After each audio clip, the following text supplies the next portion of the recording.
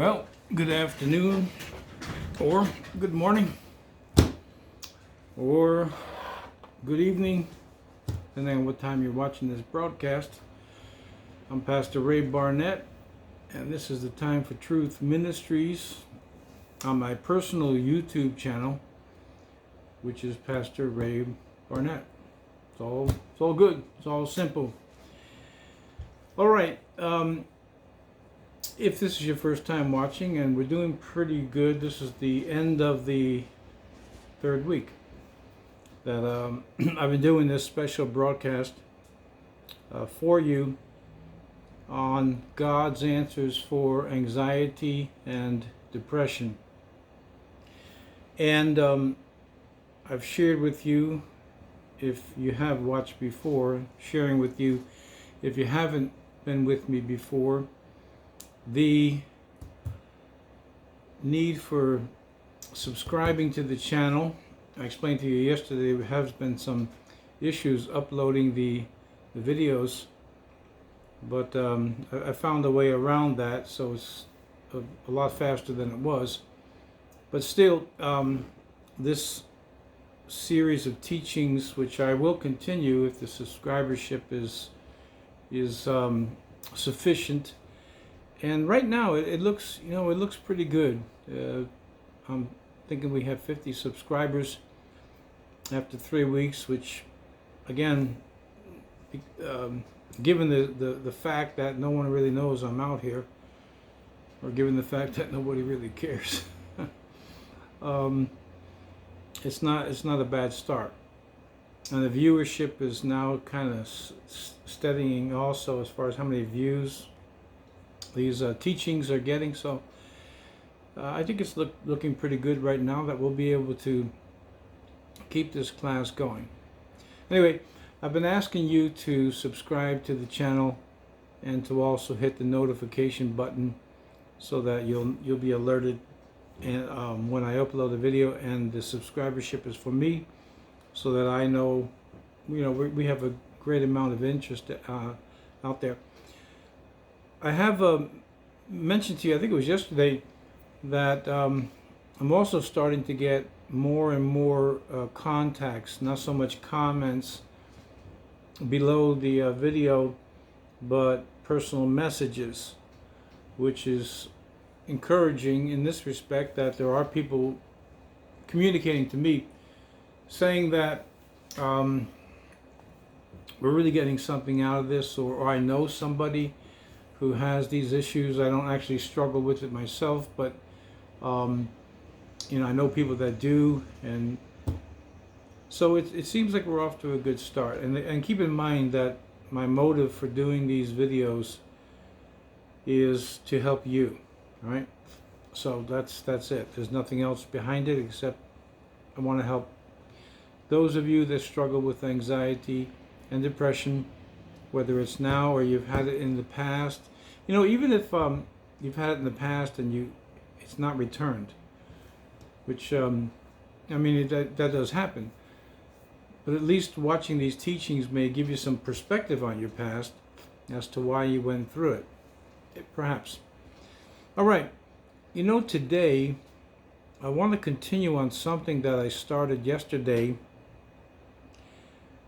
which, when it comes to nervous symptoms of anxiety, depression, then when we come over here and it's really like another planet apart, they have a lot of similarities, like our solar system has similarities between the planets, but we have different planets.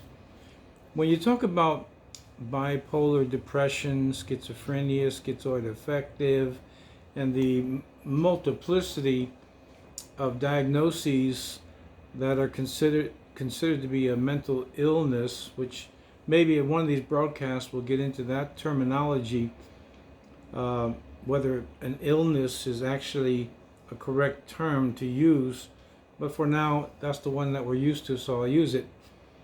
But when you come over to these so-called mental illnesses, we're in a different place altogether. And like I said yesterday also, the good news is this: whether it's a minor amount of anxiety, just you're a nervous person, or you're a nervous patient, going to see a specialist or going to see, even if it's your family doctor, and you're on Prozac or you're on, the many antidepressant medicines, which by the way is increasing quite a lot. Again, the average person that you'd never guess has would have a problem with depression and anxiety are beginning to have it, and a lot of that has to do with all the stress that's going on in the world. But then, to finish the thought, when we talk about mental illness, we're in a whole nother category of mostly of severity. So it's a question of really degrees. If you've ever had a panic attack, that is certainly not fun. If you've had panic disorder, that's not fun either.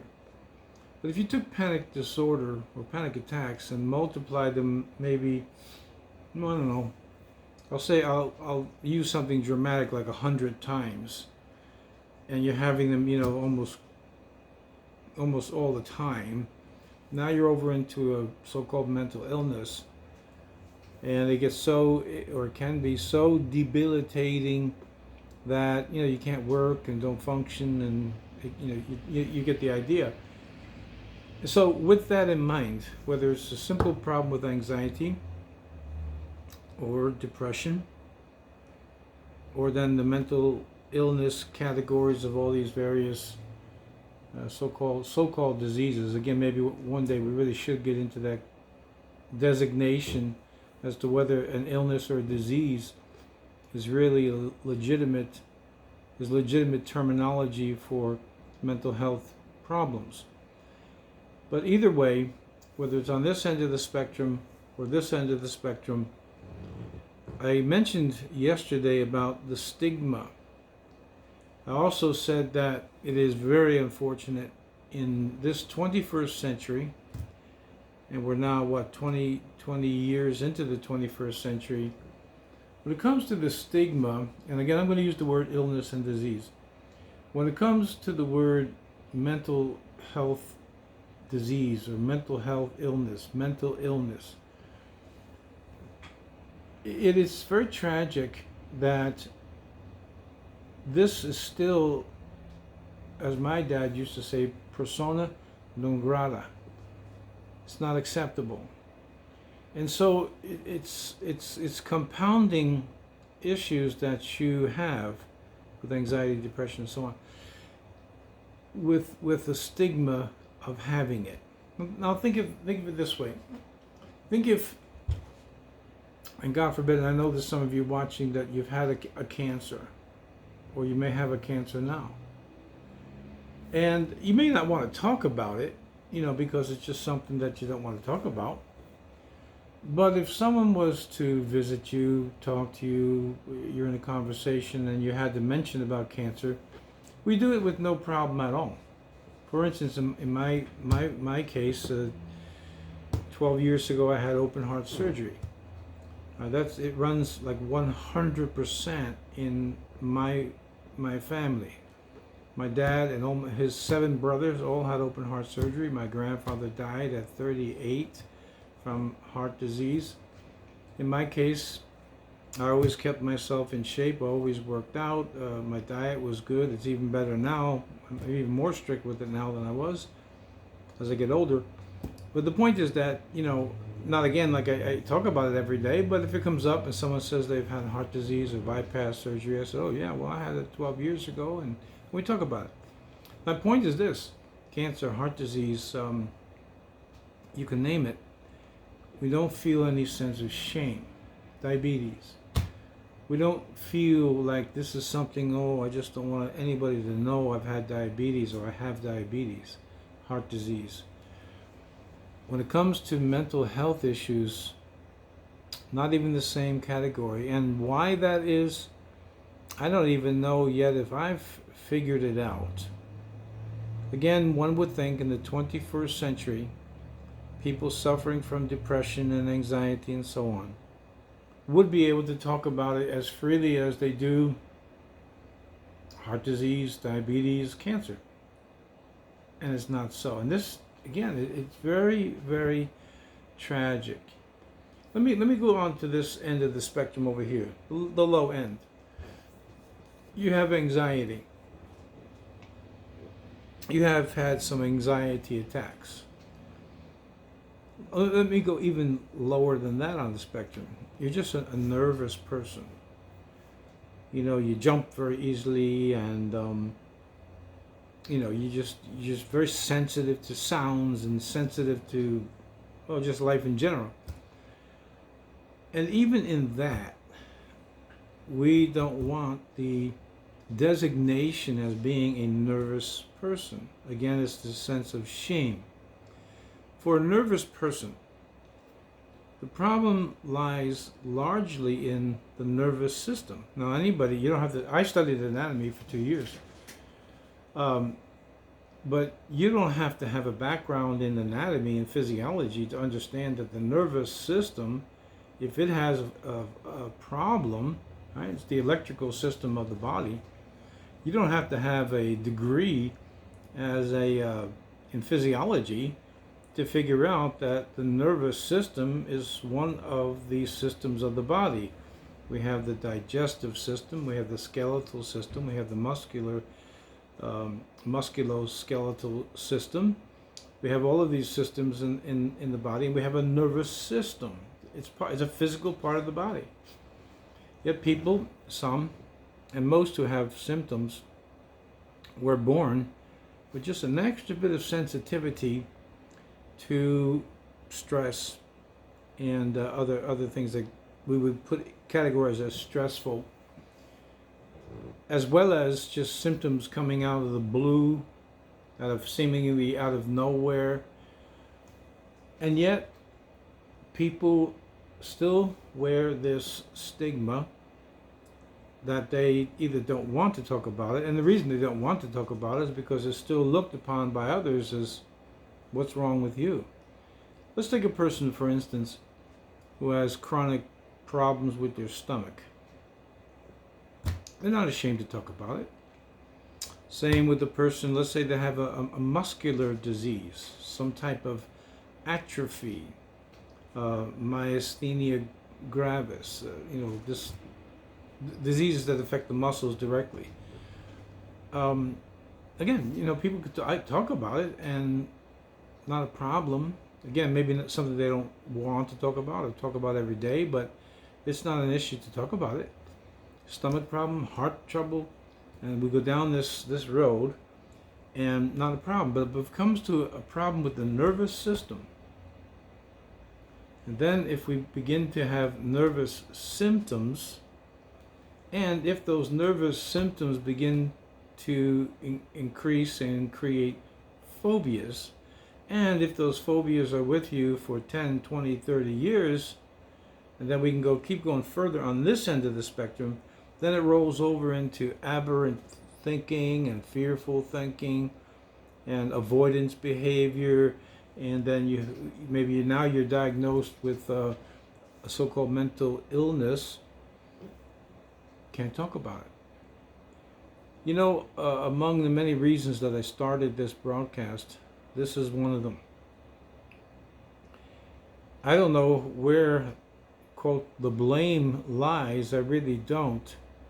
I only know for certain that people who suffer, and they do suffer, from depression, anxiety, and so on, have to suffer primarily alone.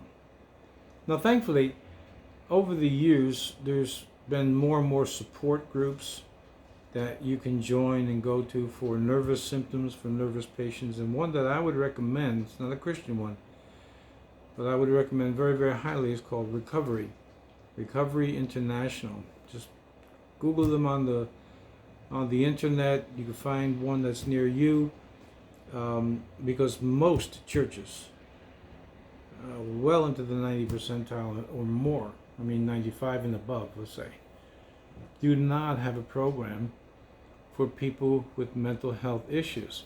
Even in Christianity, what we do have is we have psychiatric centers and counseling centers that are designed to do I want to be careful what I say here. It's designed to do the same thing that we have in the mental health system. You go to see a psychiatrist. He just happens or she just happens to be a Christian, which is good. Okay, that's fine.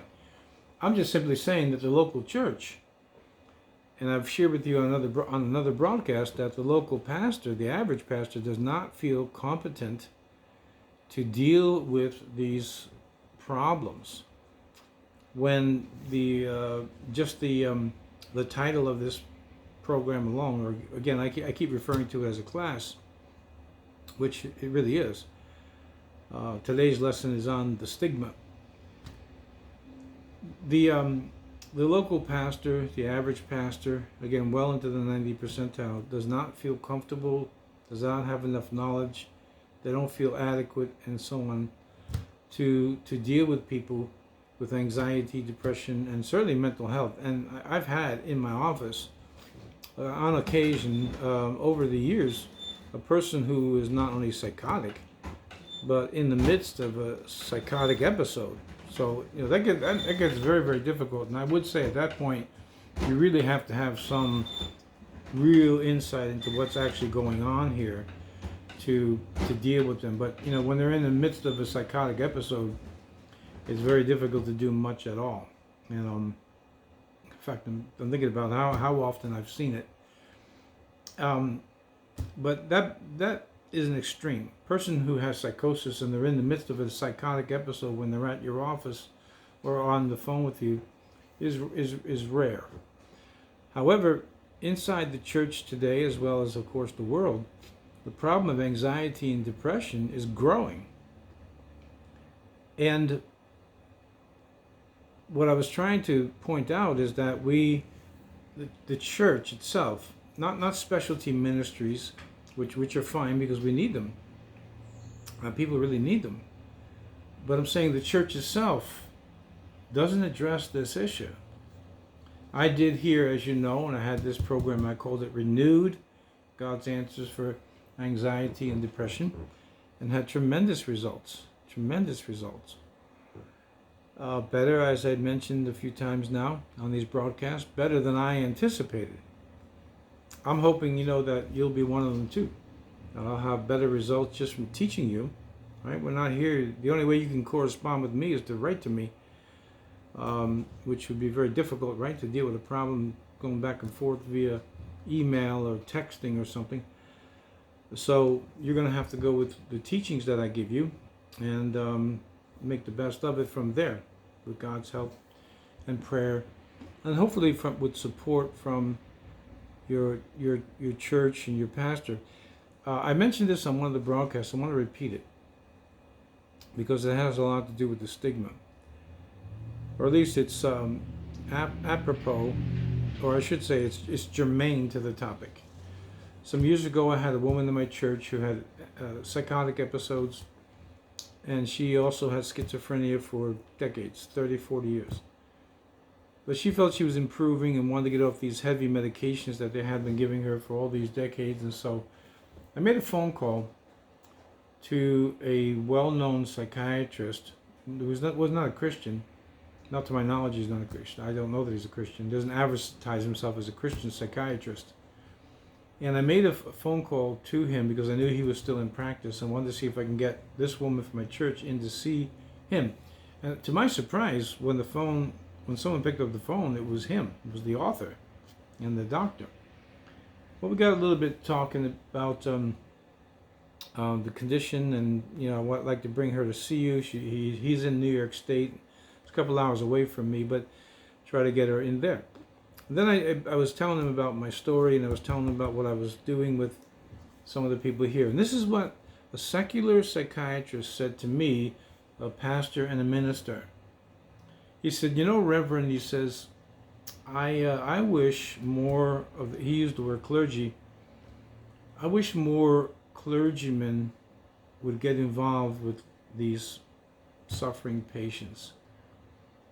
He said, because you will do them more good than a psychiatrist ever will. Now, this is a psychiatrist and an author of several books saying to me, a clergyman or a pastor, that you will do them more good than a psychiatrist will. Well, I'm supposing that that would be a very debatable point in the field of psychiatry and psychology, but that's none of my affair either. I'm here to teach you God's answers for anxiety and depression, but one psychiatrist that I talked to personally, an author, again, a fairly well-known author, said to me that I would do, clergy in general, would do more good than a psychiatrist. So, just to give you the theory of this, it's a little unfortunate that we have to farm out Christian people into a secular mental health system. Although I have to tell you, and I did mention this before also, there are times when if a person is in a psychotic episode and they're truly out of control and you can't get them under control, then there really isn't much choice. They've got to be medicated, they've got to be settled down, and so on. But without dealing with the extreme cases and come back down to the average case, the majority of cases with anxiety and depression, we have answers in the Bible. All right, I was talking about the stigma, and I want to stick with that. I'm not suggesting to you, as I told you yesterday, I'm not suggesting to you that now you go out and tell everybody. I mean, you don't want to go out and say, "Hey, did you know I was mentally ill?" I mean, that's not going to go over so good, right? I think you would surprise I think I would surprise the average person if I just walked up to them and said, "Hey, did you know I had open heart surgery?" Yeah, that wouldn't. That's not the way you start a conversation, or maybe even slip it in. But I'm telling you now that if you go up to somebody and say, "Hey, guess what? I'm mentally ill," well, that's not the way to do it. Again, an extreme. But the fact that people can't talk about it at all, even to people that they trust, or people they love, and people that are close to them, is again a real blight in this day and age. We're supposed to be enlightened people in this time when we think we're so advanced, and we're really not. I can tell you one thing: the human race has not advanced one bit since the Garden of Eden, and that's in morality. We're still doing the exact same things that God said not to do 6,000 years ago.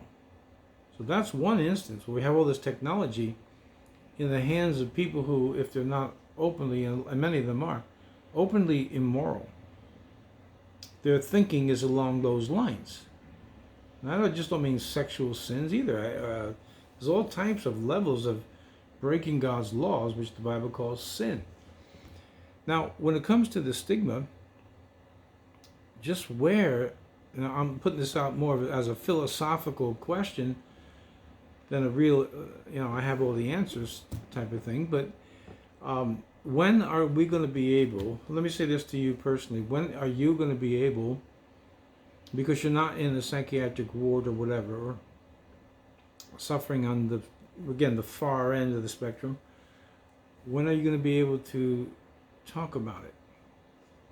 Honestly and sadly, I don't have the answer for that. But I can say that the reason I'm here, as you know, if you've listened to my story and watched it, I understand what you're going through. Interestingly, and again, I don't suggest that you do this, but again, and I'm different, so don't compare yourself to me.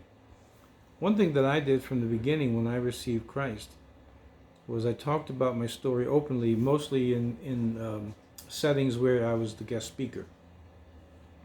The reason being is that I wanted to share to the glory of God what God did for me, but I also wanted to use an expression, I wanted to hide something in the open. I feel that the best policy in life is just to be honest. Now, again, doesn't mean you go and share every detail of your life with everybody, because they don't want to hear it, and it's not a good practice. And people you think you can trust, believe me, once you tell somebody, "Hey, don't tell anybody this," you're done, because they're going to tell everybody, with the exception of those people that you can trust. And I think that they're pretty few. People come here, tell me private things. They stay private. I don't talk to anybody about them. But that's that's what I'm supposed to do. tragically, you have pastors out there who I know of. I mean, I know them personally, who will tell anybody what was revealed to them in an office. That's one of the worst sins a pastor can do, is violate the confidence of someone talking to them. So I'm still on the subject of the stigma. So this leaves you, or the nervous patient, or the mental patient, in a conundrum. You're caught between suffering, and then you're caught between who can I talk to, beyond professional people. Well, you can talk to God. I don't know when, if ever, this situation will be resolved with that stigma that if you have heart disease and cancer and diabetes and so on and so forth, everybody can talk about, they advertise it on television. But if you have a mental illness, or you have a problem with anxiety, or you're depressed, and you really don't want to talk about it to anybody because it's not treated as though it was, let me say it the other way around. It is treated as though somehow you're responsible for this, and just pick yourself up by the bootstraps and get it together. Well, in some cases that does work. But if you've suffered, you understand that when you're talking to somebody and they're just looking at you like they may care for you. I'm not saying they don't love you. They just don't know what you're talking about. We have God. We have Christ. The prayer life is by far the greatest place for you to voice the things that are troubling you in your heart. Well, that's not all we pray to God for. We ask Him for our daily bread, right? The needs that we have in our life. We also give Him praise and thanksgiving. We do it in song, we do it in prayer, and we tell God how great He is because He is great, and so on. But to be able to pour out your heart in prayer, to have a little time each day, let me say 30 minutes.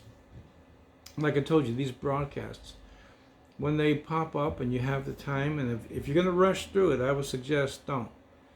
Pick a time and say, well, around 6 o'clock, I'm going to take a break and watch Pastor Ray for a half an hour. And think of it as an oasis in this crazy, chaotic world.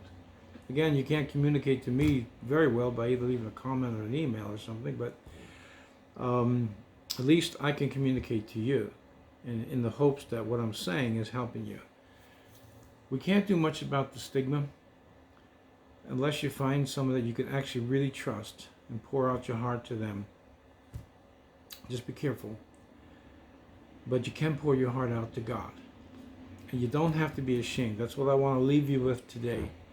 If you're suffering with depression, if you're suffering with anxiety and some mental health disorder where you have been diagnosed as with schizophrenia, bipolar depression, and go on and on. The one thing that you should not be is ashamed. If somehow sin led you into that condition, which is, well, I don't know, it's they do go hand in hand, but we'll have to get to that some other time. In any case, you come to Christ, you give Him your heart, you invite Him in. That's the reason He died on the cross, to forgive us of our sins. Now we have that checked off the list. But you say, I've done all that, Pastor Ray. I've received Christ, and I did it years ago, and I'm still having problems with anxiety and depression. And that's what I'm accenting today. We don't have all the answers right now, or all the freedom right now to treat, as it should be, for this to be treated the way any other disease is treated. And people aren't going to accept it quickly, even if we made some breakthrough this afternoon. But you can talk to God, and you can watch these broadcasts. So I thought I would just bring that to you today. I hope it's a word of encouragement, because people who have nervous symptoms and so forth usually suffer alone. Even in the midst, they have a really good marriage, but cannot articulate clearly that their spouse even knows what they're talking about. So we'll deal with that in other broadcasts. Let me pray for you today. Ask God to touch you and to help you with your anxieties and your depressions and so on. Okay? So, Father, I just ask you to touch right now, once again, those who have been watching. And I ask you, God, to truly heal them. When your word says that we will find you if we seek for you diligently, to find you is to find every answer in the world, and peace, and serenity, and rest. Lord, I just ask you today to touch the one who's watching and listening as they weep and cry, as they're afraid and shaking and shivering, whatever the case may be. Work in their lives. Touch them today, I pray. In Jesus' name. And again, remember, if you've never asked Christ into your heart to be your personal Lord and your personal Savior, today is the day. Don't put it off till tomorrow. Yesterday's gone. Do it today. And remember to subscribe to the channel. As I said, we're making fairly good progress. The viewership now is starting to hit kind of a steady daily number and picking up. So subscribe, turn on the notification so you'll know when I've uploaded this video and others. And treat this as a class. Treat this as going to school, and you want to be there every day. And of course, if you can't, you can't, and no one can.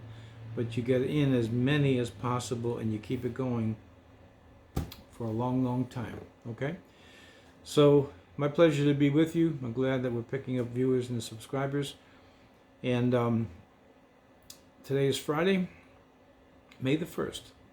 So, I will see you again on Monday when we do another broadcast of God's answers for anxiety and depression. Thanks for being with me. God bless you. See you then.